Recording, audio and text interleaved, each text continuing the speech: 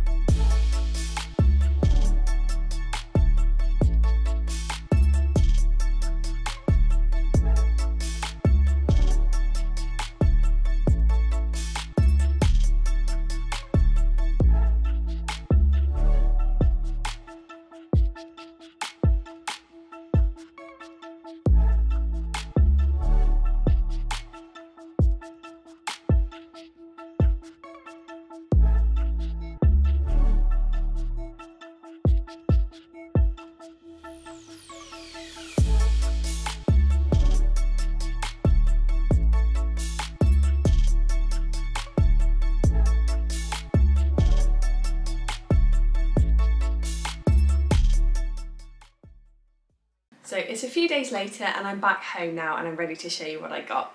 I spent £16 in total. Because it was £15 a kilo, I bought 1.1 kilos or something like that.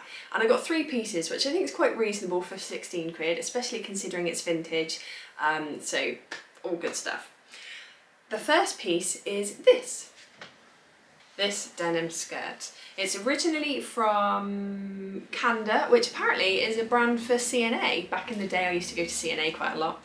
It's a really long skirt. I'm just going to hold it up so you can see the whole thing. So it's very long, it's buttoned all the way down with a little slit at the front. It's a really nice medium wash, which I like. It's very soft, it feels really good. It feels like it's been worn a lot. You know when denim loses the really hard quality and it gets the soft, comforting feel? Well, it's got that and it's really good. So I was drawn to this. I'm often drawn to denim skirts because I find they go with so much on top. It works really well. And I don't often buy them online from vintage shops purely because I like to get a feel for the denim. I want to feel if it feels hard. I can never quite tell how long the skirt is going to be either from the pictures. So unless a place online puts the measurements and says how long it is, I never quite know if it's going to hit me at the right spot, if it's going to fit, if it's going to be comfortable or not. So being able to be there in person, have a little feel of the fabric and have a look and kind of gauge where it would hit me was really, really good. So I'm going to try this on for you and I'll show you in just a second, but really, really happy with this. It's got a slightly elasticated waist as well, which is good. So got a little bit of stretch, slightly flared as well. All good. It's such a basic staple as well. It's a really good thing to have in your wardrobe and I think it will look great with knee-high boots too. So I'm looking forward to rocking that for autumn. When I first picked this skirt up, I thought it was actually going to be a bit tight on me, but it is a little bit loose. I could do with it being an inch smaller. But anyway, it has a really nice drape, still hits me at a good part of the waist. It's very light and I love the wash, like I said. Very, very pleased with this. This next piece was a little bit of a wild card, I think you could say. It's, oh, just look, it's this beautiful duck egg blue / green blouse. And let me see if I can show you one of the buttons because they're just gorgeous. Can you see? Look at that. Love little details like that really elevate a piece and make it look quite classy. It's got this dark cream collar and cuff. And it's really pleated all the way around. I looked at it and I thought kind of baby doll style. I really like that. And then I tried it on. As you can see, it fits fine on the sleeves, it fits fine across the bust. But then I happened to notice that, of course, pleats mean there's a lot of excess fabric, and I wonder if it's actually a maternity top. I do really, really like it, but it is pretty huge on me. So as you can see, I'm not 100% sure on this one, but it is super forgiving and it's quite different. I like it a lot. It would have cost me, because it's so light, I mean, it would have cost me a couple of quid, I think, maybe 3. It will take some styling, it will take some ingenuity and some creativity. I want to style it with one of those long black ties I've got that just ties around the collar. I think that would look quite cool. Draw some attention up here rather than to the voluminous pleats. But anyway, yeah, I'm really pleased with this. I like it. It represents a little bit of a departure from my usual style, and it will be a bit of a styling challenge, so what's not to love about that? The final piece, I lost part of it when I got home. I don't think it detracts from the piece, but I'm just a little bit annoyed that I did that. So here you go, get ready. It is this brick red, oh, it's coming up very orange on camera, but it's a kind of brick red dress. Oh, I just love it. Let me hold it up. So we've got buttons all down the front to the waistline, and we've got some buttons on the sleeve as well, hopefully you can see. Then we've got a pleated skirt all the way down.